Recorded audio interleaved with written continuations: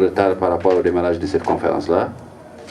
Il est vrai que je n'en suis pas tellement pour quelque chose, et Mansour l'a expliqué. Je voulais tellement être présent et tôt que je disais à ma petite sœur hier avec qui je suis arrivé dans la salle, vous savez, nous quand on arrive ici à Paris, on nous dit, vous les Sénégalais là, vous arrivez toujours avec du retard. Donc je voulais tout donner pour être à l'heure. Malheureusement, ça n'a pas été. Cela en intéresse certains, mais on laisse ce travail-là aux juristes qui sont en train d'élaborer un travail remarquable au niveau du Sénégal. J'en parlerai en double titre. D'abord, à ma qualité de citoyen ordinaire qui observe, mais également en ma qualité de citoyen participant aux assises nationales. Je dois dire que j'ai le privilège et l'avantage d'être membre de la commission nationale qui étudie les questions institutionnelles, et qu'à ce titre-là, il me plaît de vous informer aujourd'hui que cette commission-là a quasiment fini de faire un travail remarquable de mon point de vue, et que mardi dernier, c'était la synthèse qui était proposée à la commission nationale.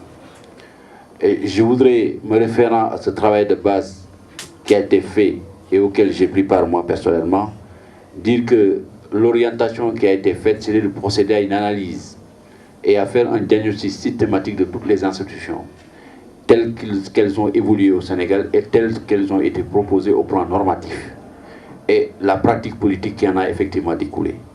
Et pour ça, les assises nationales ont été orientées vers 3 étapes majeures dans la vie institutionnelle du Sénégal. La période dite la période du parlementarisme, qui date de 1960 jusqu'à 1962, la période du présidentialisme renforcé, qui, on le sait très bien, part de 1963 avec ce qu'on a appelé le fameux coup d'État de 1963, jusqu'en 1962, quand il y a eu la 3e constitution, notamment la 3e République au Sénégal. La période actuelle, 2001-2008. Ce qui ressort essentiellement de nos travaux, c'est que le Sénégal, tous les régimes politiques, soit nous avons opté pour un régime présidentiel ou un régime hybride, en tout cas dans tous les cas, nous avons affirmé dès le départ la primauté du droit, qui postule l'idée essentielle que tout le monde est soumis au droit et que le droit s'impose à tout le monde. Et que nous avons, de ce point de vue, essayé d'organiser la marche de l'État sénégalais autour de 4 pouvoirs essentiellement.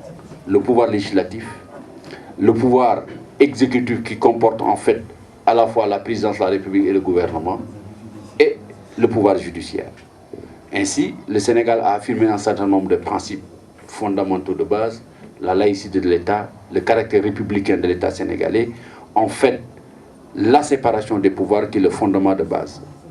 Maintenant, à la suite de tout ça, ce qui est le plus important à dire, c'est comment nous avons navigué et comment nous avons évolué avec ce type de politique, ce type de système politique-là.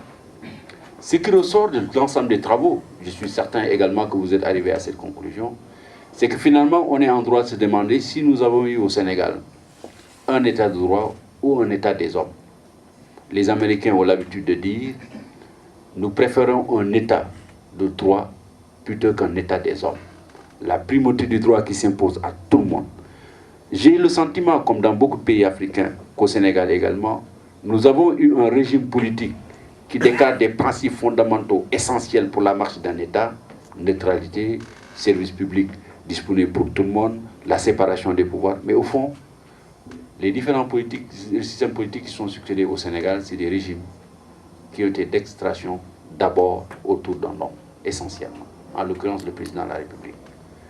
Si nous regardons aujourd'hui la pratique qui est faite de l'exercice du pouvoir présidentiel, elle est portée dans ses aspects les plus extrêmes du point de vue de la personnalisation, de la patrimonialisation de l'État, mais on ne peut pas dire que ça a commencé maintenant.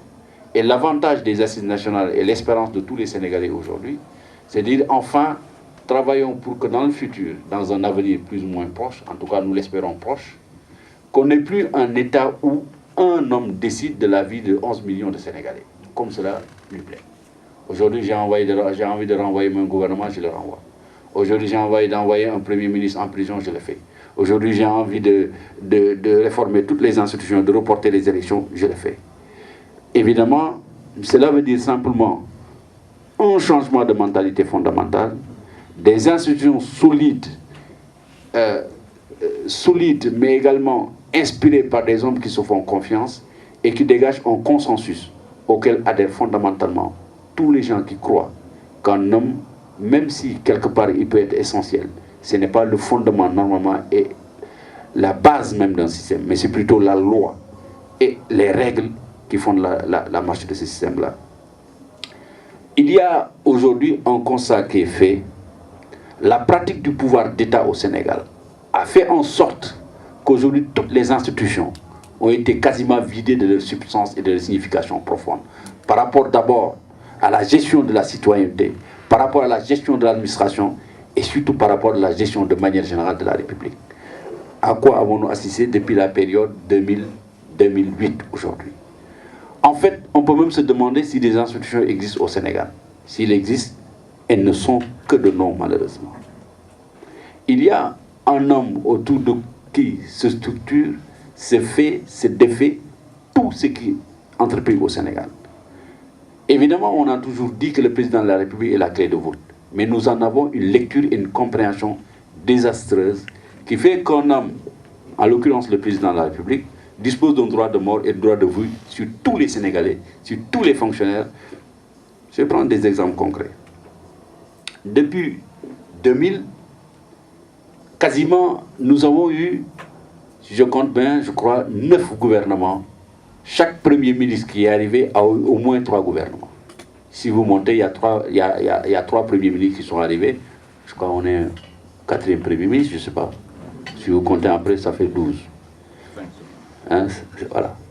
L'instabilité est telle, ça n'obéit à aucun critère, sinon qu'à des humeurs du moment d'un homme, en l'occurrence le président de la République. Et cela a eu un impact tel qu'aujourd'hui, les gens ont le sentiment que dans le travail que nous faisons, l'institution la plus essentielle et sur laquelle il faut focaliser, c'est l'institution président de la République. C'est-à-dire nous avons le sentiment qu'on peut faire des lois qui feront que demain le président qui viendra respectera nécessairement ses engagements et le sens et l'orientation des institutions républicaines. Là, je me souviens, je crois le président de la République actuelle a prêté serment, enfin le premier serment en 2000, je ne me souviens pas de la date. Le 1er avril. Voilà. Voilà, ça a été dans les fonds. J'étais en direct et je commentais la prestation de serment, qui avait quand même un moment de fierté pour tous les Sénégalais que nous étions. Je me rappelle avoir lu une contribution d'un Sénégalais, de jeunes Sénégalais, je suppose, qui était à Bordeaux, qui faisait des études de sciences politiques. Il disait, avant, il passait dans les rues, il n'avait pas le sentiment d'appartenir à une nation, et le sentiment d'être vraiment un Sénégalais. Il avait peut-être même honte. Il l'a écrit, et j'ai jusqu'à présent d'ailleurs la contribution. Mais le matin, quand il allait à l'université, il avait envie de me plaquer sur son dos, je suis un Sénégalais. Ça voulait dire beaucoup de choses. Ça veut dire l'espoir qui avait été suscité par 2000. Mais au moment où moi j'étais en studio, en direct, et je regardais les images de la télévision, à un moment donné, j'ai marqué un silence. Et le journaliste qui m'interrogeait m'a regardé en me disant, mais vous semblez être quelque peu dubitatif, vous pensez à quoi? En ce moment précis, je voyais le président de la République, qui après avoir levé la main prêté serment, et après avoir dit dans son discours, l'ère de l'exercice solitaire du pouvoir est révolue au Sénégal. Et ça devrait l'être partout en Afrique. Quand le journaliste m'a donné la parole, j'ai eu cette réflexion. J'ai dit, j'ai peur que cela ne commence davantage chez nous aujourd'hui. Le journaliste m'a demandé pourquoi. J'ai dit, jusqu'à preuve du contraire, jusqu'à plus ample informé, il me semble que l'hymne national du Sénégal n'a pas été changé. L'hymne qui est en vigueur dans ce pays-là est un hymne adopté par l'Assemblée nationale du Sénégal et qui est le seul hymne qui vaille aujourd'hui. Et au moment où le président de la République du Sénégal prête serment, voilà qu'il nous sort de ces cartons un hymne qui n'a pas été adopté par l'Assemblée nationale et qui est appelé l'hymne à l'Afrique. Et je dis aux journalistes, je me souviens en 1996, j'ai eu le privilège d'avoir fait une interview avec le président actuel de 2 heures de temps. Et au cours de cette interview, il m'a révélé que sa première préoccupation, c'est l'hymne national du Sénégal. Et que le jour où il viendrait au pouvoir, il le mettrait aux oubliettes. La raison, c'est laquelle? Que l'hymne national du Sénégal était bâti sur un refrain qui reflétait en fait des chansons foraines vulgaires, de profanes, qu'on tenait dans les fêtes foraines en France et dans les provinces. Et que Senghor a composé cette hymne-là sur la base de la composition qui a été faite dans ces fêtes foraines-là. Et que lui, il ne peut pas accepter ça. Et que notre pays méritait plus. J'ai dit, jusqu'à ce qu'on change l'hymne national et qu'on adopte un autre hymne national qui peut être l'hymne pour l'Afrique, on ne peut pas comprendre. On ne peut pas comprendre qu'on mette de côté l'hymne national du Sénégal et on mette l'hymne d'Abdoulaye Wade. Pour moi, c'était un indicateur patent que ce qui s'annonçait au Sénégal pourrait être la catastrophe de ce point de vue-là. Alors, j'ai eu une autre image à la télévision, c'était quoi? Je voyais un homme qui n'avait aucune responsabilité dans l'État à l'époque, qui trouvait être le chef du protocole d'Abdoulaye Wade quand il était chef de parti politique, Pape Samba Mboup, piétiner et marcher sur les pieds de Bruno Diatta. Je disais aux journalistes, regardez la scène, ça me paraît quelque part comique et cocasse. D'abord, un individu sorti d'on ne sait d'où, qui arrive aujourd'hui avec plus de 30 chefs d'État présents aujourd'hui, qui organise le protocole d'État et ne connaît absolument rien aux règles d'organisation du protocole d'État. Bref, je vais clore ce chapitre-là, cette parenthèse, cette digression. Simplement pour vous dire, pour moi, ce qui est aujourd'hui en cours au Sénégal était annoncé dès les premières heures. Il était annoncé même alors que le responsable actuel était au sein de l'opposition sénégalaise. Après avoir fait une interview en Casamance avec le président de la République, à l'époque chef de l'opposition, qui me disait le problème du Sénégal, c'est moins les lois, mais c'est l'esprit avec lequel nous allons dans la compétition politique. On n'y croit pas au fond, et en particulier le régime actuel. Mais il avait tellement raison, sauf que peut-être il avait oublié de dire le pouvoir actuel n'y croit pas, moi non plus dans l'opposition je n'y crois pas. Je crois simplement que la politique est un jeu de dupes, c'est un jeu de ruse, et que quand on prend la responsabilité d'avoir un État, on ne peut pas changer du tic au tac. Parce qu'on était dans l'opposition, on avait ce type de conception, et arrivé au pouvoir, on abandonne ce type de position qu'on avait dans la tête. C'est la raison pour laquelle, d'ailleurs, dans un des ouvrages que j'ai publié, je l'ai intitulé « Un opposant au pouvoir ». En fait, le plus grand opposant au régime politique sénégalais, et de manière générale, d'ailleurs, à l'État du Sénégal, je crois que c'est son président de la République. Et là, ça fait qu'aujourd'hui, l'essentiel, quand on parle des institutions, on a le sentiment que le rouage le plus important et sur lequel il faut focaliser absolument, c'est la présidence de la République. Mon sentiment est que il ne faudrait pas que nous allions à partir de ce que nous constatons aujourd'hui pour dire seule la présidence de la République pose un problème au Sénégal. Je ne suis pas tout à fait convaincu par rapport à cette question-là. Je le dis avec d'autant plus d'aise d'ailleurs sur ce point-là, qu'un des piliers essentiels de nos institutions se trouve être l'Assemblée nationale. Je vais vous livrer un certain nombre de chiffres pour vous dire à quel point aujourd'hui les institutions républicaines sénégalaises sont déviées par rapport à leur vocation et par rapport à ce qui doit être le fondement même de l'État. Le pouvoir de l'Assemblée nationale, à l'heure où nous parlons, c'est un travail que je suis en train de faire qui n'est pas finalisé. 47% des députés qui siègent à l'Assemblée nationale ont à peine le niveau du secondaire. 47%. C'est autant que 47% des députés du Sénégal ont à peine le niveau du secondaire. À peine. C'est des gens qui ont terminé les études secondaires, probablement, on n'en est même pas sûr. Sur la simple consultation des CV qui ont été publiés, on arrive à faire un constat lamentable. Et sans compter que ces CV-là sont pour la plupart faux, 47% des députés qui sont à l'Assemblée nationale ont à peine le niveau du secondaire. 13% d'entre eux ont un niveau universitaire confirmé. 13%. 30% sont à peine lettrés. Ça fait 47% plus 30%, ça fait 77% des députés qui sont à l'Assemblée nationale du Sénégal sont bons pour rien. Ne sont pas préparés à faire un travail législatif. Ils ne comprennent même pas la langue dans laquelle les projets de loi sont rédigés. Est-ce qu'ils peuvent faire un travail responsable? Au-delà du phénomène majoritaire, qui est un phénomène malheureusement handicapant pour toutes les démocraties, comme la nôtre, même dans les pays développés, le phénomène majoritaire qui fait que le parti au pouvoir vote nécessairement, sans pour autant d'ailleurs chercher à comprendre ce qui se passe, pour le pouvoir en place. Au-delà de ce phénomène, il reste que l'Assemblée nationale du Sénégal, notre pays, est une Assemblée nationale incompétente pour faire le travail pour lequel elle a réagi. J'ai suivi récemment les péripéties du renvoi du président de l'Assemblée nationale, où plus d'une trentaine de députés ont pris la parole pour dire quoi? Moi, je suis un député de Abdoulaye Wade.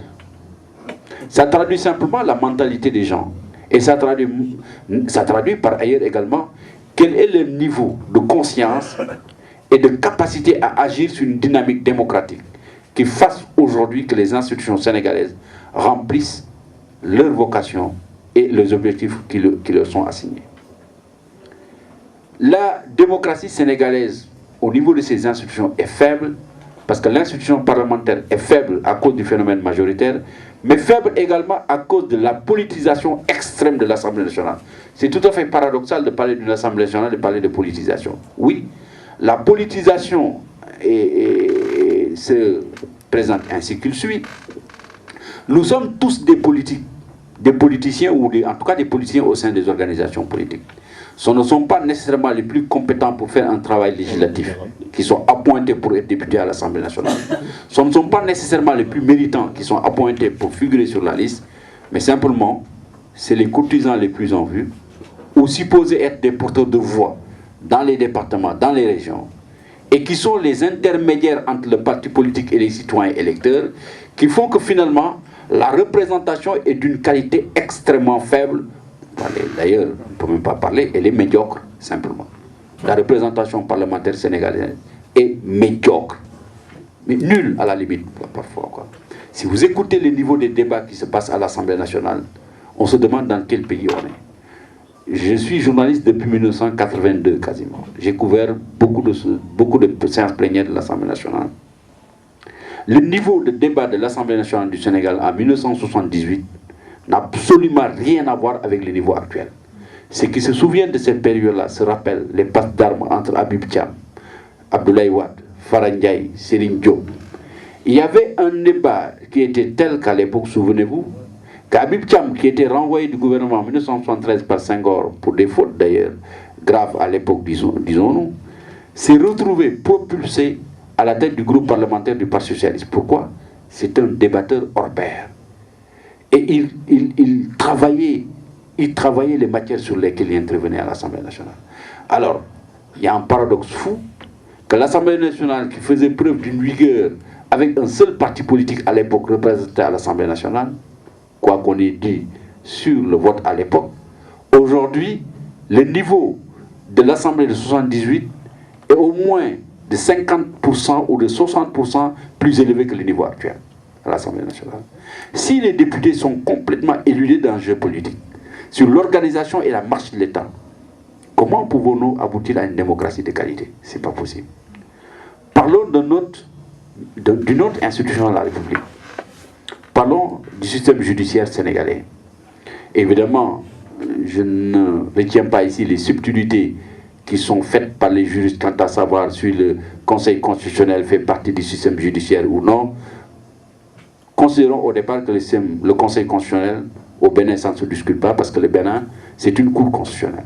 Le plus grand drame, d'ailleurs, que nous avons aujourd'hui, c'est que le Conseil constitutionnel que nous avons conçu, avant, le juge constitutionnel, étant donné qu'il était intégré à la Cour suprême, faisait partie de l'ordre judiciaire et prenait des décisions, mais qui avaient une connotation juridique avec une force de valeur, parce qu'il faisait partie du système judiciaire. Aujourd'hui, on peut à la limite dire que c'est une instance politique.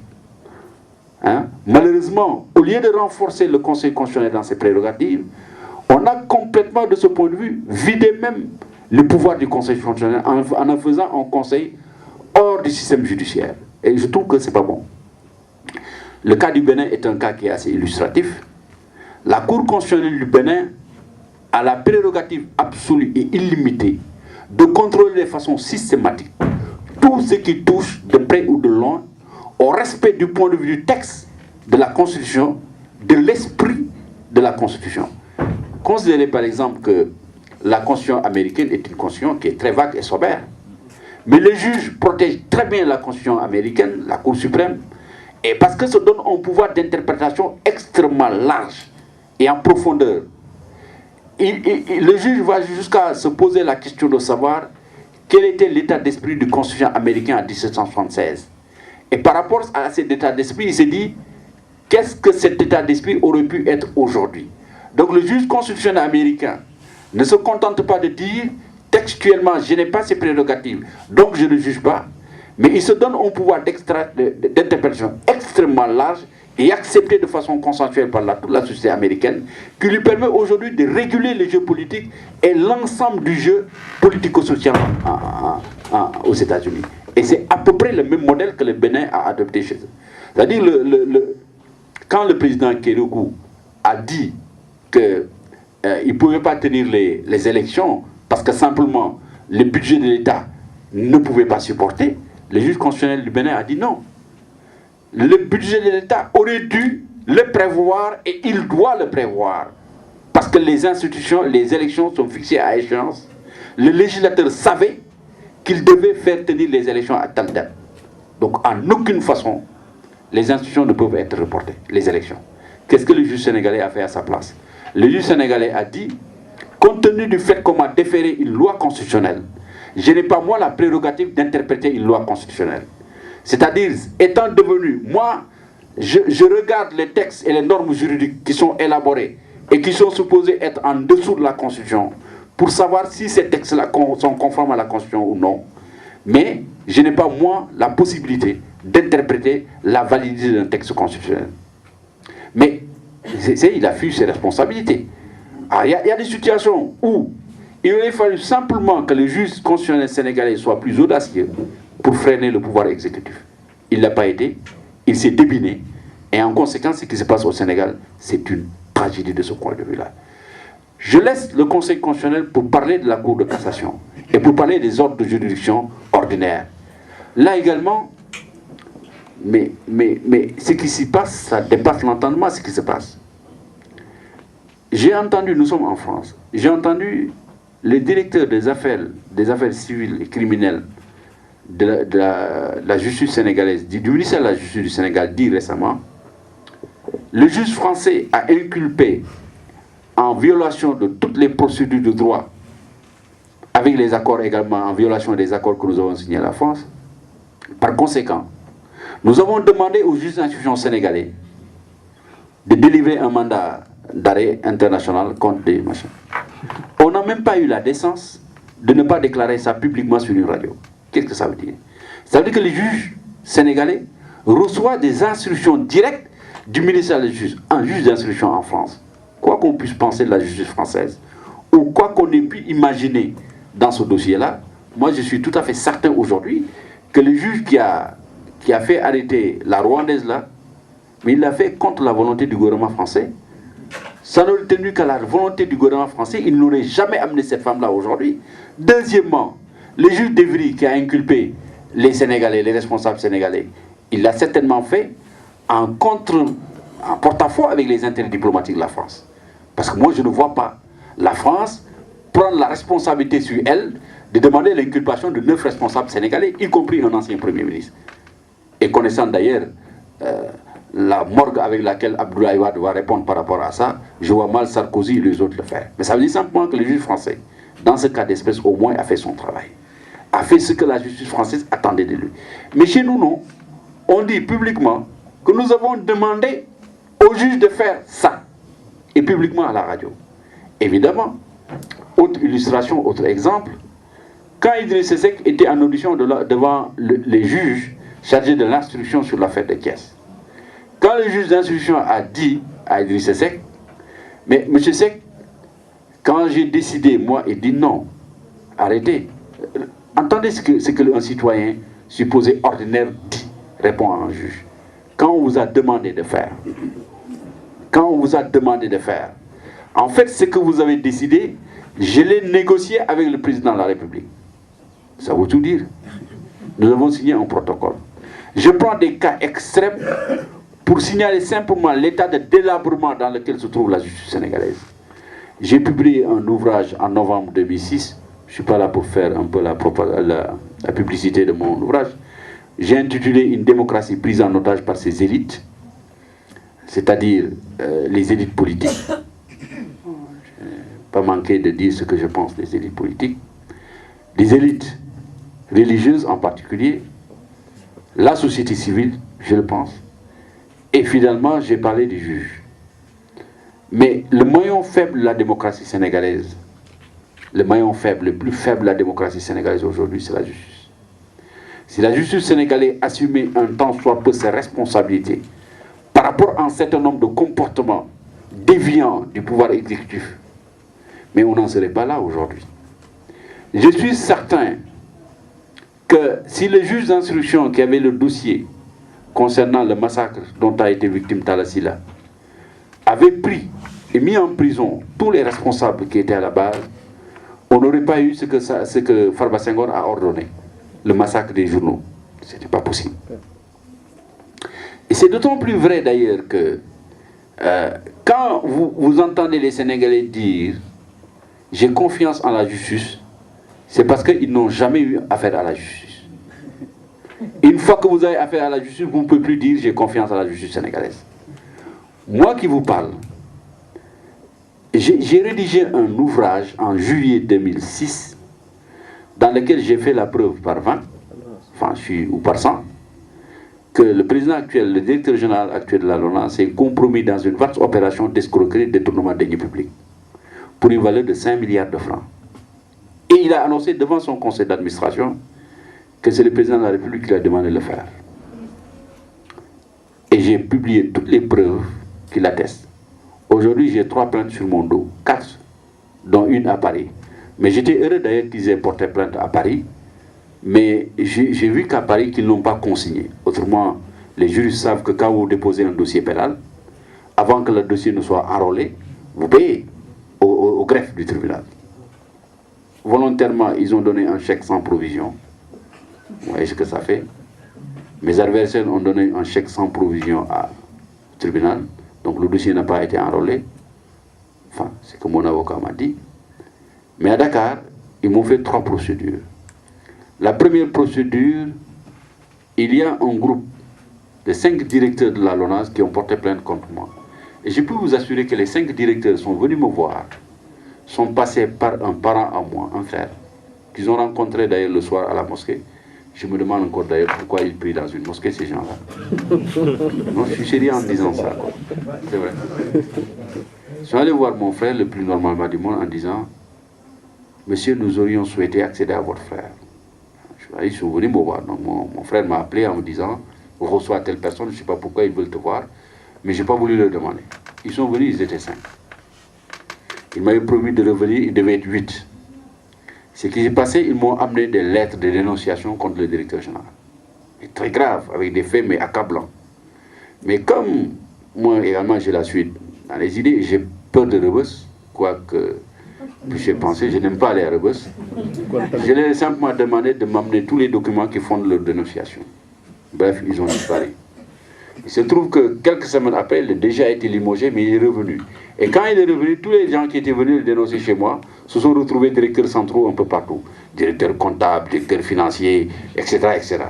Et moi, j'ai voulu les retrouver, mais pas possible. Mais ils m'avaient quand même mis sur la piste. Ben, je suis allé voir d'autres pistes, ils m'ont donné tous les documents. Tous ont porté plainte. Devant le juge, j'ai dit d'ailleurs au juge, mais monsieur le juge, moi j'aurais souhaité voir les gens qui ont porté plainte contre moi se présenter devant vous. Et quand le juge me dit, mais pourquoi? Parce que ce sont eux-mêmes qui sont venus me donner les documents là, sur la base desquels j'ai fait mon livre. Le juge ne m'a pas cru à un moment donné, quoi. J'ai dit, mais pourtant c'est authentique. Vous pouvez dénoncer? J'ai dit, je ne voulais pas le faire, parce que simplement, ma déontologie ne peut pas me permettre de dénoncer les gens là publiquement devant votre bar. Mais c'est la réalité. Bref, c'est pas ça qui est le plus important. Mais enfin, et c'est la 3e procédure qui pour moi est la plus cocasse d'ailleurs. Et celle-là, c'est le procureur, sur dénonciation des 3 directeurs et du directeur général qui disent que oui, M. Coulibaly dit certainement la vérité, il dit même la vérité, mais les documents sur la base desquels il a porté plainte sont les documents qui ont été volés. Donc nous portons plainte pour vol et recel de documents volés.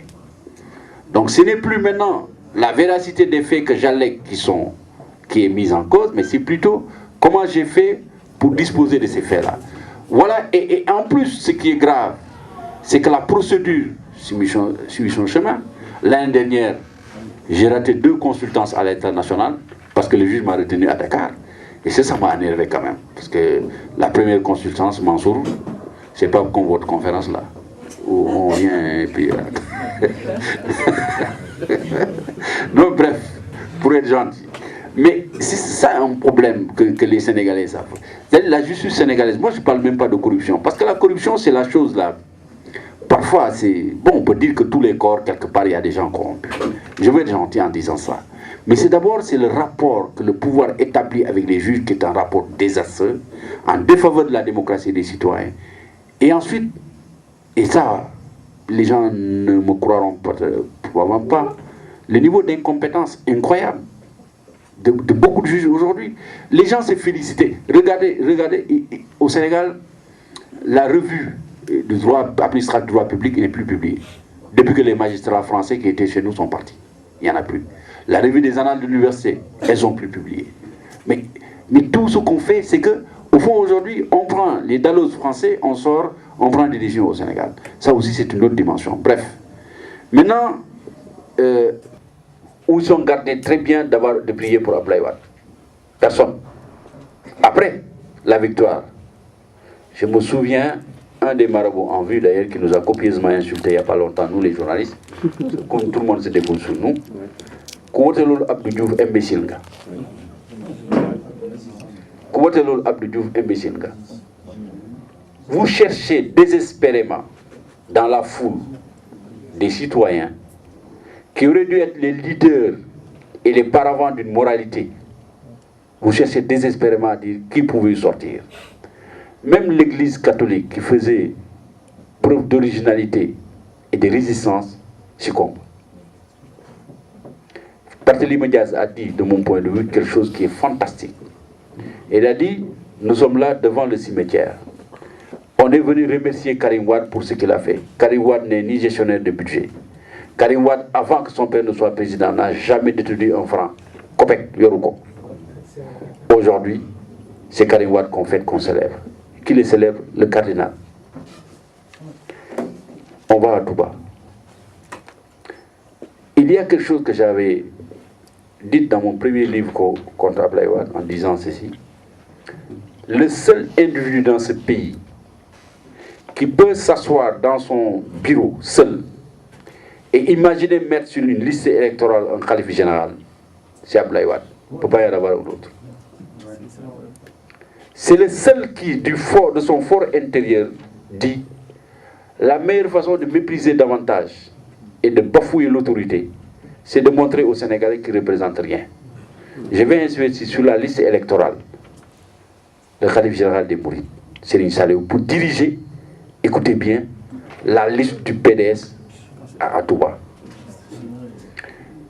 Mais tous les Sénégalais sont choqués d'apprendre ça. Que le khalife l'ait accepté ou non, imaginez ça un instant, vous donne l'idée que ce président peut avoir par rapport à nous, citoyens sénégalais. C'est ce que nous représentons de plus sacré après Dieu et son prophète, auquel Abdoulaye Wade s'attaque. Qu'on soit mouride ou Tidiane, on doit tous se poser des questions par rapport à ça, parce que c'est essentiel.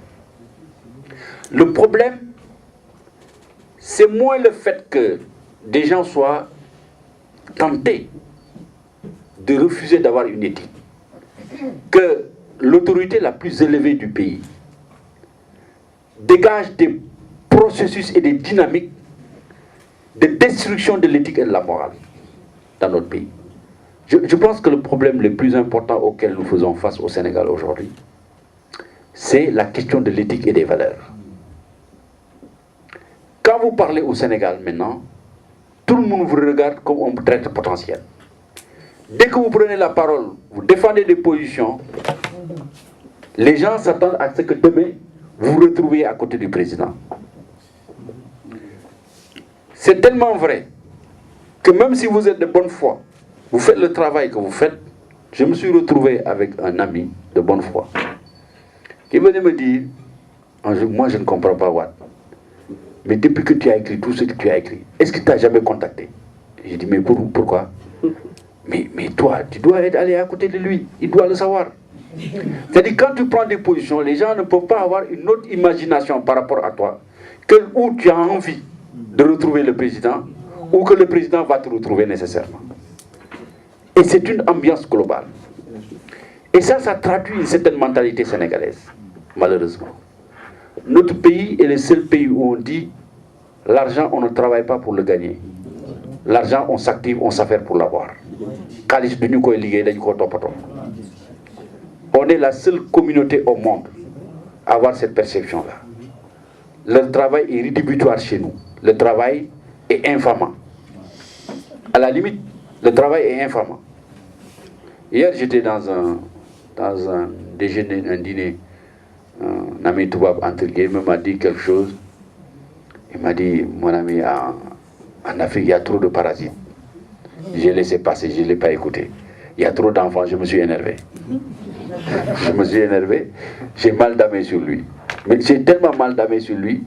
Au fond, quand je suis rentré à la maison dans mon hôtel seul, je me dis, mais au fond, il a raison. Quelque part, chez nous, on encourage ça. D'ailleurs, l'éthique, quand on en parle au niveau politique, c'est qu'au fond, on oublie qu'il y a une dimension qui est pratiquement le pendant au niveau social, qui est le pendant du niveau politique. Nous avons tellement perverti la conception que nous avons de notre islam et de nos religions qu'on en est arrivé à avoir une pratique sociale extrêmement massacrante pour la dignité de l'homme. Si vous travaillez à Dakar, vous gagnez un peu, vous payez le plaisir parfois d'aller dans un café, vous sortez, vous n'avez plus envie d'y aller. Quand vous sortez dans d'une boulangerie, vous avez l'impression qu'on veut vous donner mauvaise conscience tant il y a de mendiants accroupis à vos pieds. Non mais c'est vrai, malheureusement. Et quand on parle de l'éthique au plan politique, ça ne dépend pas tellement de ce point de vue-là, la conception et la perception que nous avons nous-mêmes de nos comportements sociaux. Mais sauf que là, pour mettre en bémol, la responsabilité première d'un État et la responsabilité fondamentale d'un État, c'est de veiller de façon systématique à une démarche harmonieuse, intégrée et cohérente d'une société. Et c'est là où la responsabilité politique est double. Et c'est là justement où on les attend, où ils ont tout le temps failli. Dans le temps, il y avait l'élégance des formes, du point de vue de l'administration de l'éthique. Il y avait l'élégance des formes. Aujourd'hui, les formes, on s'en fout, on s'assoit dessus. Le seul régime au monde où quand il va quitter, vous n'avez pas besoin de chercher des preuves en Suisse, en France, pour les mettre en prison, c'est le régime libéral. Ils laissent les preuves sur place. Tout, ils ont laissé sur place. C'est-à-dire, pour peu que vous soyez curieux comme journaliste, tous les matins, vous pouvez publier un article qui montre avec précision, pertinence et argument à l'appui les pratiques de corruption et les pratiques de prévarication de l'État. La patrimonialisation extrême de l'État. J'ai jeté un coup d'œil sur un rapport qui est préparé par la Cour des comptes, ça va faire beaucoup de bruit. Le budget du ministère de l'Éducation nationale, il y a moins 10 à 15% qui sont affectés à la fondation de Madame la Présidente. Vous vous souvenez quand Abdou Diouf est parti, peut-être vous n'étiez pas au courant, un mois après, on a convoqué tous les responsables de la fondation Elisabeth Diouf pour détournement de deniers publics. Si on avait continué, ils auraient tous mis en prison. Pourtant, ça n'a pas empêché aujourd'hui. Le ministre de l'Éducation nationale a dit publiquement dans les médias que oui, ils ont tardé à payer, ils ont tardé à respecter les engagements pris avec les syndicats, parce qu'une partie du budget a été affectée à la fondation éducation, je ne sais pas quoi, de santé. Voilà la réalité des faits aujourd'hui. Je reviens sur un point de départ, l'éthique et la responsabilité des hommes politiques. Si vous avez lu le discours que Iba Der Thiam a fait le 13 décembre 1987 à Sorano pour parler d'Abdoulaye Wade, et si vous regardez le comportement d'Iba Der Thiam aujourd'hui, vous vous dites comment un homme qui a des enfants, qui a une dignité, peut-il changer à ce point et tenir des discours aussi contradictoires? J'ai passé récemment 5 mois en Côte d'Ivoire. Je me suis particulièrement intéressé à ce pays. Moins de 2% des cadres du PDCI ont immigré du PDCI vers d'autres partis politiques en Côte d'Ivoire. Moins de 2%. Parti socialiste, c'est plus de 50% de ces cadres, ou qui sont allés vers le PDS, ou qui sont disloqués dans des partis qui sont en commerce et en intelligence avec le Parti démocratique sénégalais. Ce qui me fait dire que substantiellement, il y a un problème de l'homme sénégalais. C'est qu'on le veuille ou non. L'homme sénégalais insiste, comme on dit. Il y a un problème de ce point de vue-là. Je ne sais pas quoi, mais en tout cas, ça me pose des problèmes. Mais je préfère croire que c'est parce qu'il n'y a pas cette éducation fondamentale. Il n'y a pas cette rigueur dans la manière. Parce que si les gens qui sont partis au PDS savaient qu'il n'est peut-être pas interdit que quelqu'un aille au PDS, pour le comprendre. Quand même, Bernard Kouchner a rejoint, le type qui était Emmaüs là a rejoint Sarkozy. Ça peut arriver. Lieberman a rejoint également McCain aux États-Unis. Ça peut arriver. Mais le plus catastrophique, c'est qu'on rejoint en ayant l'intention d'aller participer au processus d'accaparement de l'État et de détournement des biens publics. Et ça marche. Ça marche. Un des ministres de la République, en l'occurrence Sada Ndiaye, aujourd'hui, la Cour, les juges ont prononcé des jugements sévères contre lui. Il n'y a pas que ça. Tous les gens qui sont dans le gouvernement aujourd'hui, j'ai dit plus de 60% ont combattu Abdoulaye Wade. Ils croient en quoi? Quand on ne croit en rien, on ne peut rien apporter à son peuple. C'est ma conviction profonde. Maintenant, la citoyenneté. Bon, l'éthique, hein, je jette des idées comme ça. Je fais partie de ceux qui pensent qu'une démocratie, pour utiliser une parabole, est comme une sorte de triangle. La base, on l'appelle les citoyens. Les citoyens constituent la base sur laquelle reposent les deux autres côtés. L'autre côté, c'est le juge. Et l'autre, l'opinion, autrement dit les médias. Tout côté qui vacille, c'est l'édifice démocratique qui vacille. Le citoyen qui n'a pas la conscience de son pouvoir et de sa responsabilité dans la conduite du projet démocratique est comme un animal. Malheureusement, ce qui arrive dans la plupart de nos États. J'ai la conviction profonde. D'ailleurs, j'ai fait cette remarque dans le cadre des assises nationales. On m'a dit, les assises nationales ne sont pas nécessairement populaires. J'ai dit à un moment donné, il faudrait que nous cessions de croire que le peuple réfléchit. C'est de la démagogie. On peut l'associer à un processus décisionnel, faire participer. Mais la réflexion, je suis désolé, c'est l'apanage des élites. Non, c'est-à-dire ça, il ne faut pas faire de démagogie. C'est les élites qui réfléchissent. C'est l'élite qui réfléchit, propose. Il ne dispose pas nécessairement. Il va à la rencontre des populations. Moi, je n'ai aucun problème quand on me dit que les assises nationales ne sont pas populaires. Je dis, mais elles n'ont pas à être populaires. Par contre, le processus par lequel on y arrive, on peut en faire en sorte qu'il soit un processus populaire. Et nous l'avons réussi. Donc, pour moi, les élites constituent quelque chose de fondamental pour les élites, où qu'elles se trouvent. Qu'elles soient en France, en Laponie, au Népal, au Sénégal. C'est la conjugaison de l'ensemble des dynamiques composant une nation qui peut amener un pays à avancer et aller vers de l'avant. C'est ma conviction profonde. Alors, de ce point de vue-là, il reste évident, comme disait Alain, que le peuple, toute multitude est par essence bête. Le peuple étant une essence, il est par conséquent bête. Il ne faut pas non plus exagérer. Il faudrait accepter le principe que nous avons aujourd'hui une responsabilité, celle de passer de l'étape des citoyens ordinaires à l'étape des citoyens éduqués, qui est capable de prendre part à la dynamique politique et sociale d'un pays. Et là, la meilleure manière d'y arriver, c'est d'éduquer le peuple. Il ne faut pas se tromper. Hier, pour revenir sur mon ami, et en plus c'est un grand journaliste, un professeur d'université et tout, qui me disait, il y a trop d'enfants en Afrique. Je lui ai dit, mais monsieur, votre maman, elle a combien d'enfants? Il m'a dit, mais nous sommes 7. Remarquez, j'ai dit, nous on est 8 chez nous. J'ai dit, voilà, proportionnellement, ma mère et ta maman ont fait le même nombre d'enfants. C'est-à-dire, à 50 ans d'intervalle, ici à Paris, les gens mettaient 8 enfants au monde. Où se situe la différence aujourd'hui? La femme française est éduquée, son mari est éduqué. J'ai dit, vous avez combien de femmes? Il m'a dit, j'ai une femme. J'ai dit, moi aussi j'ai une femme. Vous avez combien d'enfants? Deux. Moi j'ai 3 enfants. J'ai des amis qui ont 2 enfants comme vous. Parce que nous avons le même niveau de scolarité, le même niveau de compétences. Donc le problème de l'Afrique, c'est moins de dire cette approche malthusienne des choses, il y a trop d'enfants, c'est pas vrai. Quand vous dites ça, vous n'avez absolument rien compris, sinon que c'est une vision touristique. En retournant chez moi, je dis simplement ceci. Nous avons la responsabilité d'éduquer les citoyens. Quelqu'un disait en Amérique latine, si vous avez oublié d'ouvrir une école quelque part, permettez-moi de rouvrir une radio communautaire, j'éduque les citoyens. C'est extrêmement important. Mais c'est que malheureusement, nos États actuels, tels qu'ils fonctionnent, ils n'ont même pas en tête cette problématique-là et les secondaires.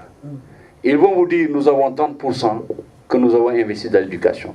30% dans l'éducation, 20% consacrés aux dépenses de personnel. 0%, 0,2% aux dépenses d'investissement. Les 4% sont pris en charge par des budgets extérieurs.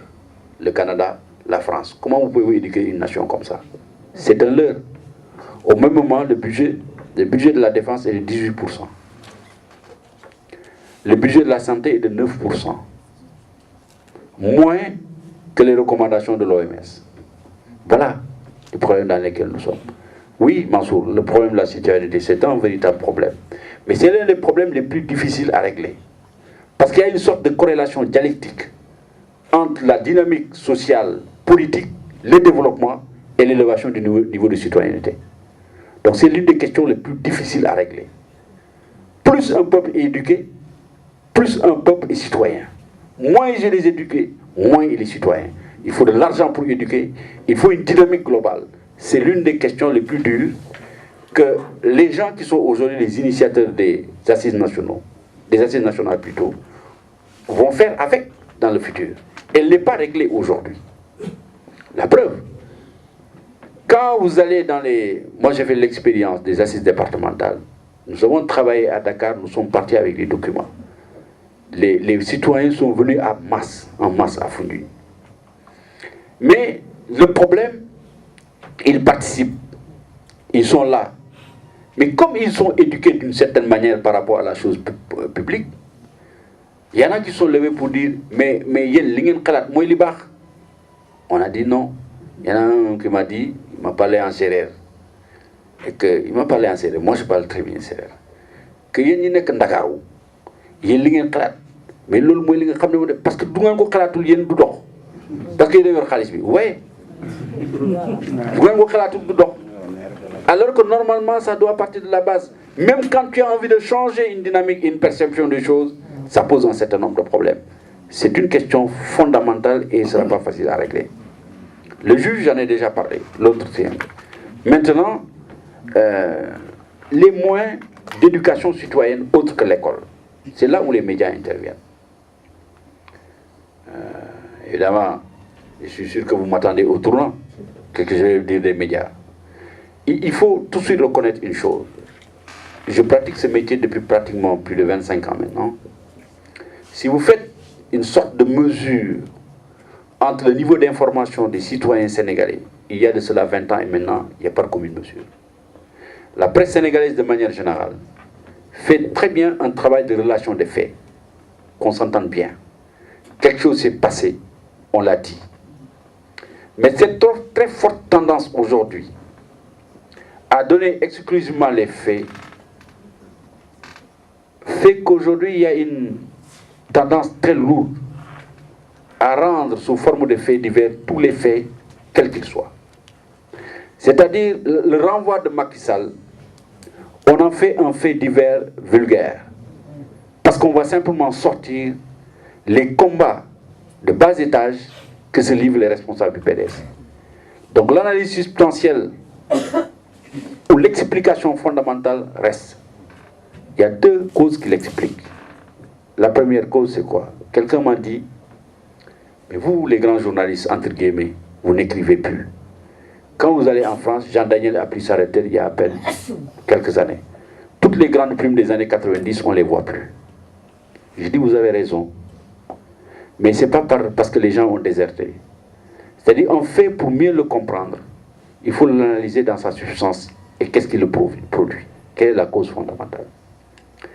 Je lui ai expliqué, moi je suis arrivé, j'ai commencé à exercer ce métier en 83, 82. Je suis parti au Canada où j'ai fait un doctorat. À mon retour, je n'étais pas célibataire, mais j'étais marié sans enfant.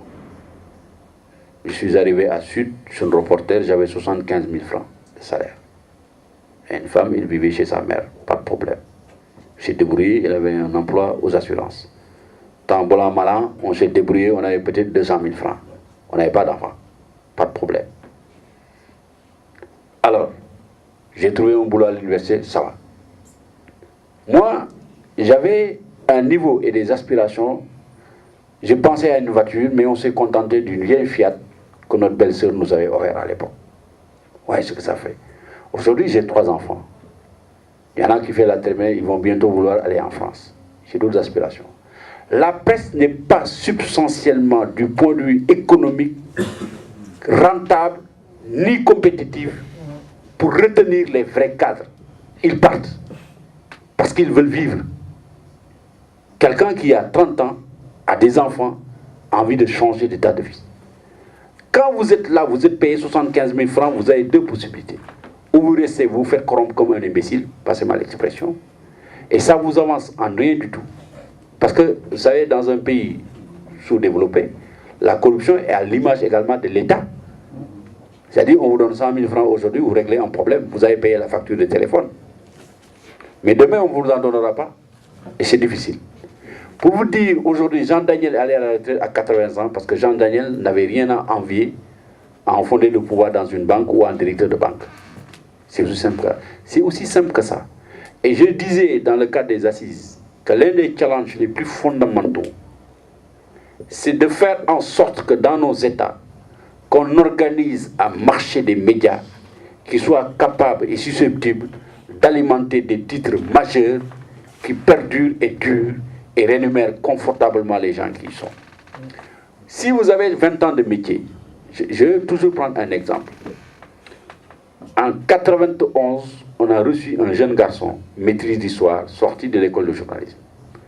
Le jour où il a fait son premier papier, j'étais son responsable direct.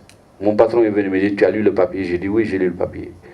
C'était quelqu'un de très classique, très dur sur l'homme, parfois, quand il te forme. Il me dit, celui-là, c'est pas la peine, je pense qu'on s'en débarrasse bientôt, quoi. Parce que même son français est boiteux. Le garçon, quand il est arrivé, il était intimidé. Il avait peur. Il perdait même son latin dans cette histoire-là. Je lui ai dit non. On l'a gardé au bout de 3 mois. Il est devenu l'un de nos journalistes les plus performants. Parce qu'il avait la base. Mais quand il est devenu très performant, qu'est-ce qui s'est passé? Mais une banque lui a offert un salaire de 750 000. 750 000 francs, c'est rien du tout. Mais on ne pouvait pas le payer. On lui payait 300 000 francs. Il est parti. Et naturellement parti. Si vous ne pouvez pas garder les gens que vous avez formés, une autre entreprise les prend. Et comme ça, la presse se vide, où l'État même fait du brigandage. Il vient dans les rédactions, il prend les journalistes, ils s'en vont. Donc finalement, tout ce qui arrive, c'est des nouveaux. On n'a jamais le temps de pérenniser une masse critique de journalistes capables d'avoir des perspectives et du recul par rapport aux faits. Ça n'excuse pas nécessairement le niveau, ce que je dis, que la presse n'est pas encore capable jusqu'à présent de mettre les faits dans un continuum social et politique significatif par rapport à la marche de l'État. C'est un fait, parce qu'il n'y a pas des gens derrière avec un très grand background qui sont capables d'être là, de regarder ce qui se fait et au point de prendre des positions. J'ai assez parlé comme ça. Je vous laisse maintenant le micro. Je suis sûr d'avoir émis ici des idées parfois contestables et qui ne manqueront pas d'être contestées comme telles. Je vous remercie.